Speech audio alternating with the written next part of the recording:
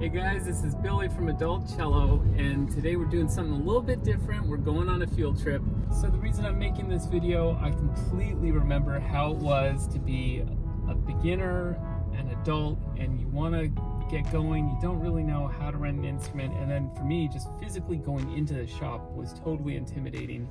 I just felt out of place. I didn't even know what to ask or who to talk to or anything. So today we're going to go to Benning Violins. It's my favorite shop in Los Angeles, and we're going to talk to the owner there, Eric Benning. He's a great guy, and we're just going to cover everything you need to know to walk into any shop with confidence, get a rental cello, and get started on your cello journey. So here we are at Benning Violins. I'm here with the owner, Eric Benning. To start off, just what is the rental process like, and what do you have to kind of bring with you to get that going? Well, it should be simple. I mean, hopefully the shop that you're going to will help make it a smooth transaction. But usually, in terms of what to bring, usually if you have a student, if the parent wants to get it for a student, it is good to have the student come in. That way we can size them. They do make small size instruments all the way up to full size. And then obviously for the person renting, they would need a credit card of some sort of ID, and that's pretty much it. I think people worry that they're going to go in the shop and then someone's going to see someone who's way past the age of 6 saying, I'm going to start cello, and then they're going to get kind of like a strange look, like, no. you're Not at all. I mean, the adults, that's some of the best, because then it's their own decision. It's not their parent saying, okay, you're going to be a baseball star, here, get us a glove. It's their choice. And that's actually some of the most rewarding customers are these people who, at any age, whether, some of the most inspirational have been like in their 60s and their 70s, and they're like, you know what, I've always wanted to play the cello. I'm like, I'm inspired. I'm like, wow, that's fantastic. Yeah. I'm like, I need to start learning another language or doing something. I've got to start expanding my horizons. And it's never only kids only. I mean, no, that's quite the opposite. Awesome. Well, you'll obviously get the cello in tune, but you'll also get a bow. And the bow, we would explain the proper care and feeding of these bows as well, because it is still horsehair. Mm-hmm.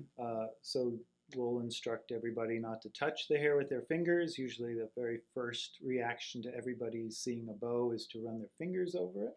So that will be our only sort of a little bit of a correction of that, is just don't touch the hair. We'll show them how to tighten the bow, how to loosen it, how to take care for it. It should be loosened. It will go back in the bag. The bows have their own, sort of like their own quiver. Okay. And then that goes into a separate pocket. The bag is nice and cushy. It's not bulletproof, and it's also, it's enough to get it home. Sometimes people will get stands to keep them at home, but the rental would also come with just a cake of rosin, and that's enough for whatever you need. So Get you started. Get you started.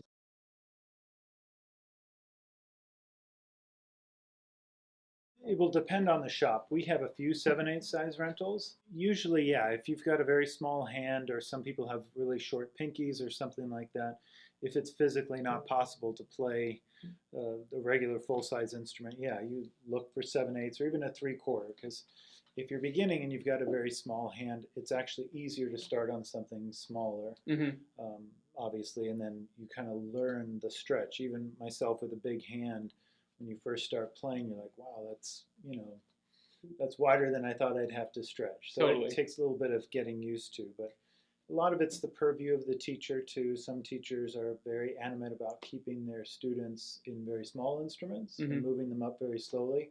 Other teachers, sort of the Heifetz school, where, you start with the big size and you just learn to adapt. Yeah, a lot of shops have a complete rent-to-own policy. We have a 3-month policy. We apply the first 3 months rental towards the purchase of any instrument. That's where it's a little bit different. Usually the ones that are rent to own, it's renting to own just the one that you play. That way, I see. Every ding and every scratch, you sort of own that wear and tear that you created. We have a 3 month, after 3 months, you can purchase any instrument, apply those rental credit towards anything. And then if you purchase an instrument from us, you can always give it back in on trade for the next size, possibly, or just a better quality instrument. So it, for us, has worked out to be a better policy. I always recommend people start by renting versus buying. But then that question comes up, okay, I'm pretty sure I'm going to love cello. I already love it. It's been a month or two. Do you have any advice for people out there in terms of when should I maybe change? I mean, for you, it would probably be rent for 3 months. Yeah, we've just sort of found sort of a sweet spot for people's attention and people's love for something. Usually within the first month, you're getting your footing, you're scouting out teachers, you're seeing if this fits into your schedule. If 2 or 3 months pass and it's still something you're passionate about, then renting's, you should be done. You should be ready to purchase something. And then what's fun is you'll have all that experience to come in, usually to a nice shop, and try 10, 12 instruments in a price range and go, oh, hey, that sounds like my voice. Versus just somebody at a counter handing you a cello and say, oh, here you go, here's your voice. You've got some experience. Hopefully you've got a relationship with a teacher who can help you with this process. And then you find something that, gels with your inner voice that you feel like you're trying to get out. It's a little tricky just as somebody who knows nothing about instruments to just pick up an instrument and be able to say, oh, is this going to be set up properly or not? Because it's a very subtle difference between playable and unplayable. Right. So that's where it gets a little tricky, and that's where it actually helps to have the assistance maybe of a teacher. Hopefully you've contacted a teacher ahead of time before the rental. That way, as soon as you get a rental, you can take it to the teacher and show them, as soon as possible to make sure that they're not spending weeks on something that could potentially be unplayable. Okay. But, simple things might be to look for would be, a decent set of looking strings. I mean, we've seen some people where they've brought rentals in where the strings are already fraying or broken. It should have some way to tune down here as well, fine tuners in the tailpiece. Tuning up at the pegs can be very difficult, even for professionals. So having some type of fine tuner at the bottom. You'd want to have a long enough end pin. We've seen some rentals where the end pins are maybe super short. It should be long enough for an adult to sit comfortably at a chair. Okay.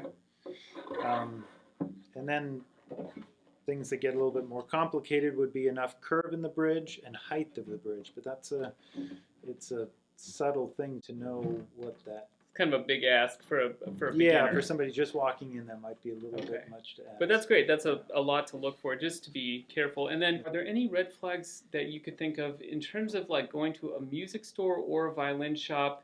Maybe it's not best to bring your business there, anything like that? Well, usually general music stores are just simply places that will buy and rent, and they don't go over the setup at all. They don't have the facilities to do that. So they'll be purchasing very inexpensive Chinese outfits, and they just simply rent them the way they came. And usually what happens with Chinese instruments is that the bodies aren't necessarily bad. It's that the setup, what makes the setup, the pegs, the strings, the fingerboard, the bridge, the tailpiece, the end pin, everything on top, usually that is not appropriate, or it's not set up properly. So that's where it gets a little bit tricky, and that's where dealing with a good reputable instrument shop, violin shop specifically, will get you a much better quality instrument, and usually at the exact same prices for rentals. Like I scour the internet, and rental prices might vary $10, $20, but it's not like hundreds of dollars worth of a difference. Yeah. So, but you're really receiving the expertise of a quality luthier and how they set up the instrument. That's a big part of the whole thing. Right. We get parents who with very good intentions will say, oh, well, I didn't want to spend very much because I don't know if my, Johnny or Susie's going to quit.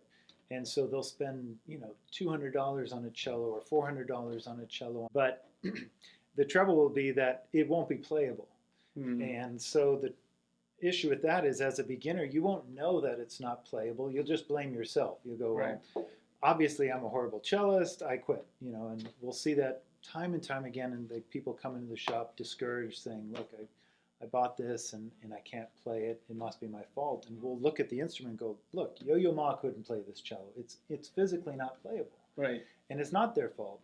It's just there wasn't the investment in something that, even on its good day, is a difficult instrument to play. Right. That makes sense. Set up, I could hand your beginner a Strad, and they're going to have troubles with it. It's just going to be a difficult instrument to play. So handicapping them from the very beginning, that's just a recipe for discouragement. I think it's just a lot of it's the atmosphere of the violin shop. It's like this. Yeah. Well, we get people who are just petrified to play, and I always say, look, I've heard the best and the worst. So you're going to be somewhere in there, put them in a private room or something like that. You mean, for trying out instruments? Yeah, people get nervous about trying things. So maybe there's an air of people feeling like we're going to be auditioning their skill level, but they don't actually have to play the instrument. Maybe that would make them feel better because, we don't sit you down and, okay, play a scale for us. I'm sorry you didn't qualify and take the instrument back or something. Right. It's they don't have to play a note on it. It's just so long as we make sure it's in tune and All right. Well, thank you so much for this. I really appreciate it, and I'm sure they appreciate it too. Okay. So. No problem. All right. Thanks a lot. Thank you. Great.